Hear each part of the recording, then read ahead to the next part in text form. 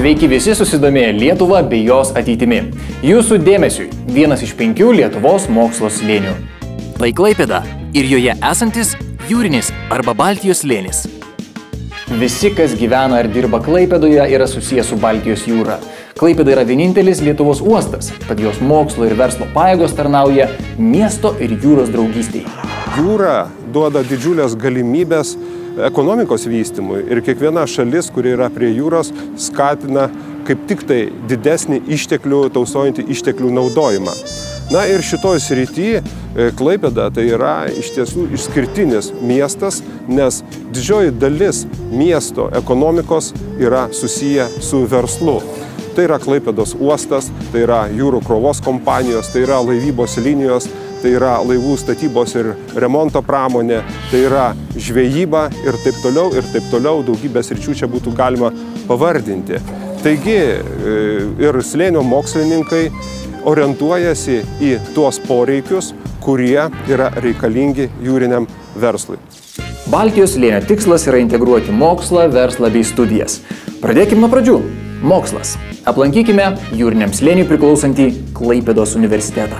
Mes dabar atliekame tyrimus ir bandome įvertinti tą taršą 9 Baltijos jūros uostuose, tai yra Lietuvos, Latvijos, Lenkijos, Suomijos, Švedijos, įvairių šalių. Ten mums tenka jau dirbti su automatinė identifikavimo sistemos, su Lloydo registro duomenimis, tai yra didžiuliai masyvai, tūkstančiai laivų apsilanko per metus uostuose, mes turime juos apibendrinti tos duomenys. Na, tai yra mūsų pagrindiniai moksliniai veikla. O matavimus laivuose mes ekspedicinę įrangą turime, kuri čia laboratorijoje dujų analizės prietaisus. Mūsų specialistai sėda į laivą pagal susitarimą, atlieka reiso metu matavimus, paskui apdorojame. Įsijungdami į jūrinį slėnį, šiuo atveju mes atnešame savo galimybės ir tuo būdu praturtiname tą slėnį, bet iš kitos pusės mes taip pat gauname naudą. Visų pirma, kad bus pastatytas laboratorinis korpusas, kuriame mes jau turėsime galbūt ir geresnės sąlygas negu čia, nors čia yra pakankamai geros.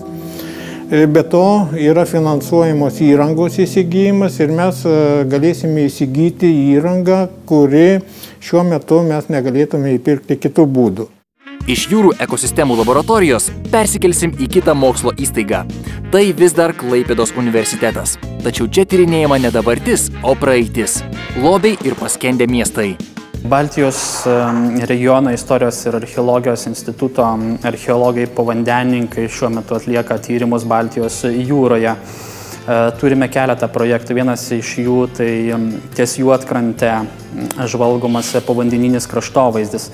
Maždaug prieš 8-9 tūkstančius metų jūros lygis yra buvęs apie 30 metrų žemiau nei dabartinis. Ir atsitiktinai, žvalgydami povandeninį dugną, mes pastebėjome objektus. Panėrus pasirodė, tai yra kelmai išlikę su šaknimis ir patyrinėjus pasimatė, kad yra išlikę visi miško fragmentai, maždaug 25-30 metrų gylyje.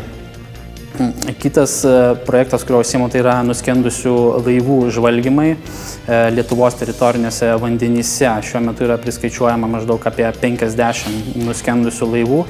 Didžioji dalis jų yra 20-ojo amžiaus laivai. Tyrinėję esame keletą laivų. V1, tai laivas nuskendęs ties Šventąja, greičiausiai 17 amžiaus prekybinis laivas, kuris plaukia iš Šventuosios uostą. Taip pat keletą sezonų tyrinėtas yra 14 laivas ties Nemersete nuskendęs bėgių laivas, kuris 19 amžiaus pabaigoje vežė krovinį iš Klaipėdos į Liepoją. Kiti laivai yra tik tai išžvalgyti, apmatuoti, registruotos jų koordinatės, platesnių tyrimų nebuvo atlikta. Klaipėdos universiteto Brijai institute dirba archeologijos mokslininkai, kurie atlieka įvairius tyrimus. Tame tarpe povandeninės archeologijos tyrimus. Turime bioarcheologijos laboratoriją, kurioje atliekam tyrimus surištus su kaulinio audinio tyrimais, su palinologiniais tyrimais, dendrochronologiniais tyrimais. Kultūrinio landšafto laboratorija, kurioje atliekami tyrimai surišti su žmogaus įtaka aplinkai ir kaip jinai įtakojo visą procesą, kurį mes šiai dienai turime. radinių turim labai daug. Ta prasme, buvo laikas, kada iš visos Lietuvos rinkom didžiulį kiekį medžiagos, kaulinės medžiagos. Po to atrodytų, tai yra paprastas daiktas, bet kiekvienas šitas iškastas radinys, jisai turi tam tikrą istoriją. Galima apie jį daug ką papasakot, kur atrodytų, jis informacijos neteikia, bet jūs turite apatinį žandikaulį, turite galvijo apatinį žandikaulį, turite patelės arba šiuo atveju karvės apatinį žandikaulį, jis yra kapotas, net parodyta, kokiose vietose tas žandikaulis yra kapotas. Galima pasakyti, reiškia, pagal nusitrinimą ir pagal tai dantų pjūvius galima būtų pasakyti, koks amžiaus šitas gyvulys yra. Ir tokiu būdu tą visą procesą galima vystyti labai daug, padedant archeologams suprasti, ką jie iškasė, kaip iškasė ir kas šitoje vietoje yra išdėstyti. Pagrindiniai dalykai, ką mes šiuo metu dirbam, tai yra mikroskopų pagalba atliekami tyrimai, yra nešiojamas konfokalinis mikroskopas, kurio pagalba galima įeiti į kaulinio audinio paviršių. Bandome pjūvius daryti kaulų, ypač dantų, kurie padeda nustatyti amžių.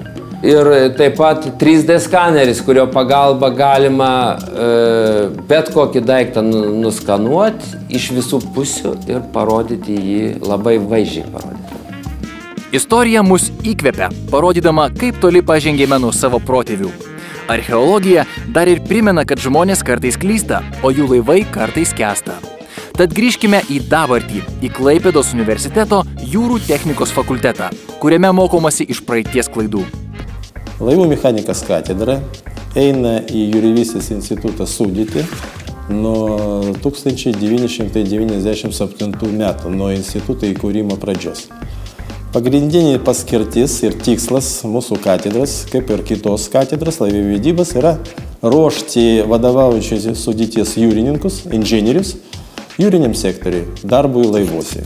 Konkrečiai mūsų katedra ruošia laivų mechanikus, vadovaujančios sudėties. Tai yra buvo pirma paskirtis, pirmas tikslas, pradinis, bazinis ir jis dabar yra vykdomas, bet paskutiniu laiku pas mus lygiai greičiai dabar vystama ir kitokis sritis. Tai yra transporto energetikos inžinierija, tai yra kranto specialybė. Nuo šių metų programa akredituotai bus paleista jau naudojimui. Kviečiami jau absolventai įstoti tą programą. Ir ta programa orientuota taip pat į jūrinį sektorį, bet ne plaukiančių sudėties specialistų ruošti, a specialistus aukštos kvalifikacijos laivų statybos ir remonto įmonėse susijęs su energetiniais įrenginiais, krovos kompanijomis, analogiškose padaliniuose, stambiuose subjektuose jūrinio sektoriaus. Numatoma, kad slėnis išspręs daugelio problemų ir klausimų mokslinė prasme, kas yra susijęs su jūrų technologijom. Kadangi mūsų katedra atstovauja transporto inžineriją, visų pirma, mums ir rūpi būtent mūsų sritis. A paskutiniu laiku transporto energetikos inžinierija. Ir šitoj srityje dabar formuojama viena iš laboratorijų, vandens transporto laboratorija, kurios formavime mes irgi dalyvaujam, numatant tos laboratorijos komplektavimą, infrastruktūrą, potencialiai ir darbuotojas, tam, kad vykdyti numatytus jau pramuštus mokslo kryptis ir vystyti šitą veiklą lygiai greičiai tobulinant studijus. Klaipėdos universitetas nėra vienintelė mokslo institucija besidominti jūrą. Aplankykime jūriniam slėniui priklausantį gamtos tyrimų centrą. Šis centras domisi ne jūrinė technika ir jos teršalais, o gamtos ištekliais. Gamtos tyrimų centro jūros ekologijos laboratorija atlieka tyrimus susijusius su įvairiais žuvų biologijos aspektais, susijusius su žuvų išteklių vertinimu, su žuvininkystė, taip pat su įvairiais konfliktais stebimais žuvininkystės srity. Pagrindinis darbas jūros ekologijos laboratorijos yra jūra, tai yra priekrantės ir atviros jūros vandenys. Taip pat mes intensyviai ir labai ilgą laiką dirbame Kuršių mariose. labiausiai tyrinėjami objektai yra, jeigu kalbėti apie žuvininkystės klausimus, tai yra pagrindinės komercinės žuvų rūšis, jų ištekliai, išteklių naudojimas, eksploatavimas, tai Kuršių mariose būtų, reiškia, starkiai, ešeriai, karšiai, kuojos ir kitus, sakysim, galbūt mažiau reikšmingos komerciškai žuvų rūšis. Taip pat galim paminėti ungurius. Baltijos jūroje, reiškia, pagrinde mes vis dėlto fokusuojame savo tyrimus į priekrantės akvatorijas, tai ten tokios tradicinės žuvų rūšys kaip menkė, plekšnė, otas, strimelė. Mokslininkai, jie yra tikrai protingi ir smalsūs, tačiau jie yra tarsi maži vaikai ir juos reikia nuolat prižiūrėti. Išradimai turi būti naudingi ir jie turi padėti verslui ir ekonomikai. Todėl mokslo slėniuose yra technologijų parkai, kurie nukreipia mokslą praktiškumo linkme. Klaipėdos mokslo technologijų parkas padeda įmonėms užsitikrinti mokslinius resursus savo veiklos konkurencingumui didinti. Moksliniai resursai tai žinios, technologijos, kurios iš tikrųjų suteikia pridėtinę vertę verslo vystomai veiklai. Taip pat Klaipėdos mokslo technologijų parkas kuria pridėtinę vertę ir mokslui, sudarydamas galimybės mokslininkam pakreipti savo mokslinius tyrimus pritaikomumui priimtiną linkme. Arba suteikia galimybę vystyti mokslinius tyrimus atsižvelgiant į verslo poreikius. Klaipėdos mokslo technologijų parkas taip pat turi nusimatę savo pagrindinės veiklos kryptis. Klaipėda yra vienintelis uostas Lietuvoje, Klaipėda yra šalia jūros, tai vienareikšmiškai viena iš mūsų pagrindinių krypčių yra jūrinės technologijos. Ne ką mažiau Klaipėdos regionui yra ir svarbus ir transporto sektorius. Tai mūsų veikla taip pat yra tiesiogiai susijusi su transporto technologijų vystymu. Matyt, metas susipažinti su konkrečiomis ir sėkmingomis įmonėmis, kurios sunkiai apsieitų be jūrinio slėnio mokslininkų ir kitų specialistų pagalbos. Štai kelios veiklos sritys bei jose veikiančios įmonės. Naftos ir dujų žvalgyba bei tyrinėjimai. Jūrinių krovinių kompanijos. Laivyba ir laivų remontas. Energetika. Leidyba ir viešieji ryšiai. Moderni gamtos apsauga. Gamyba. Be smalsių ir išradingų mokslininkų, be juos teisingą linkme nukreipiančio technologijų parko, be daugelio sėkmingų įmonių, kurios panaudoja jų bendradarbiavimo rezultatus, kas dar lieka? Lieka švietimas. Juk mokslininkais ir specialistais nėra gimstama, juos paruošia universitetai ir aukštosios mokyklos. Jūrinėme slėnyje mes rengiam jūros aplinkos krypties specialistus, tokius kaip jūros ekologus, jūros hidrologus, žuvininkystės ir akvakultūros specialistus, taip pat ir jūrų technologijų specialistus, kurie dirba laivų statyboje ir laivų remonte, uosto krovos kompanijose. Laivo kapitonas yra pati romantiškiausia ir garbingiausia jūrinė specialybė, bet skaitydamas nuotykių knygas jos tikrai neišmoksi. Tad kasgi ruošia būsimus kapitonus? Lietuvos aukštoji jūreivystės mokykla ruošia specialistus jūriniam sektoriui. Mes vykdome 5 studijų programas. Mes ruošiame laivavedžius, laivų mechanikus, vadybininkus ir finansininkus, būtent jūriniam sektoriui. Pas mus įstoja studentai, mokosi 4 metus. Studijų programa apima bendruosius dalykus ir specializuotus dalykus. Studijų procese plačiai naudojami treniruokliai, kurie leidžia imituoti realias, artimas realybės situacijas, be jokio pavojaus žmonėms, kroviniams, aplinkai, laivo saugumui. Šių treniruoklių svarba studijų procese yra labai didelė. Mes turime treniruoklius kaip laivavedžiams, taip ir laivų mechanikams. Ir šių treniruoklių pagalba būtent šie specialistai gauna tinkamų kompetencijų savo būsimai profesiniai veiklai. Mes turime jūrininkų mokymo centrą, kuriame yra įkurta praktinių įgūdžių mokymo bazė su visa reikalinga įranga. Jūrinis slėnis į švietimą ir studijas žvelgia plačiau. Svarbu juk ne vien paruošti saujelę specialistų. Svarbu šviesti ir visuomenę, bei pasakoti jai apie jūros ir miesto draugystės istoriją bei svarbą. Mūsų muziejuje yra apie 80 000 eksponatų.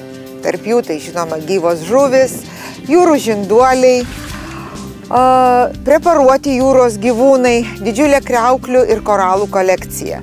Taip pat laivybos istorijos eksponatai sukaupti į didžiulius rinkinius. Viso Lietuvos jūrų muziejuje dirba 100 žmonių, tarp jų 30 yra taip vadinamieji moksliniai darbuotojai, muziejininkai, kurie vykdo muziejinę veiklą ir mokslinę, kultūrinę šviečiamąją veiklą.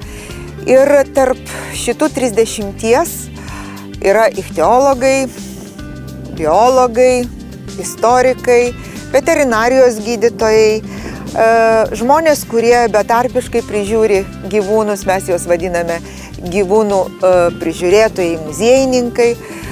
Ir manau, kad čia tai ir yra brandolys mūsų darbuotojų. Jau 21 metai Lietuvos jūrų muziejus vykdo tokią programą, kurią ir vadiname Baltijos ruonių gausinimo programa. Ir pastaraisiais metais į tą programą įsijungė ir aplinkos ministerija, bet iniciatoriai buvome mes. Ir programa turi 2 pagrindinės veiklos kryptis. Tai yra ruonių stebėjimas, fiksavimas, tai yra monitoringas, dabartinės situacijos vertinimas.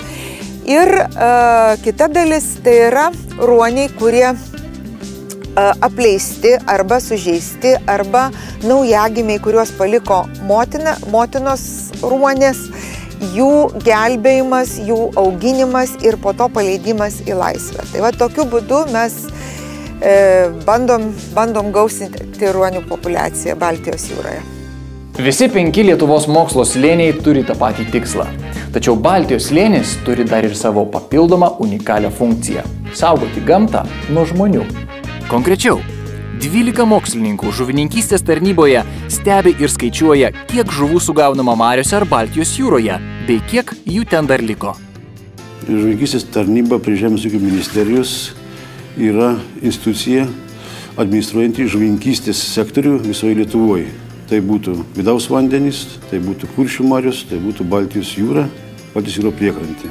Kiekviena valstybė, kuri naudoja Baltijos jūros žuvų išteklius, privalo vykdyti monitoringą, arba kitaip sakant, stebėjimą žuvų išteklių ir metuose kartą atsiskaityti su Briuseliu apie mūsų padėtį. Tai yra mūsų teritorijos vandenys, tai mūsų ekonominiai zonai. Tam darbui dirbti yra 12 mokslininkų skyriuje. Skyrius turi laivą mokslinį, kuris atlieka visus darbus reikalingus jūroje. Tai yra bandomieji tralavimai, tai yra hidroakustiniai bandymai, tai yra žuvų išteklių nustatymas, migracija ir iš viso kokia yra padėtis mūsų vandenyse. Niekas geriau nežino už mokslininkus, kokia reikalinga įranga. Ir dabar teikiant paraišką mokėjimo agentūrai dėl finansavimo, labai padėjo Baltijos slėnių asociacijos direktorius dr. Saulius Gulbinskas. Tai yra padėjo surašyti visą įrangą, ko reikėtų, kokie ten mikroskopai, kokie ten turi būti rezervuarai, kur tai buvo laikoma žuvis ir taip toliau. Čia, kaip sakant, galbūt viską sunku ir išvardinti, nes pati įranga kainuos apie 2,5 milijonų litų. Taip, kad be universiteto aš neįsivaizduoju, kaip mes savo jėgom tą padarytumėm, kadangi čia reikia turėti atitinkamą supratimą toj srity ir patyrimą. Dėl to mes taip bendradarbiaujam ir tikrai tikimės labai gerą rezultatą. Šiandien ant jūsų delno buvo Baltijos slėnis. Pagrindinis jo tikslas – integruoti mokslą, studijas ir verslą. Tik bendradarbiaudamos šios sritys sukurs turtingesnę ir sveikesnę ateitį.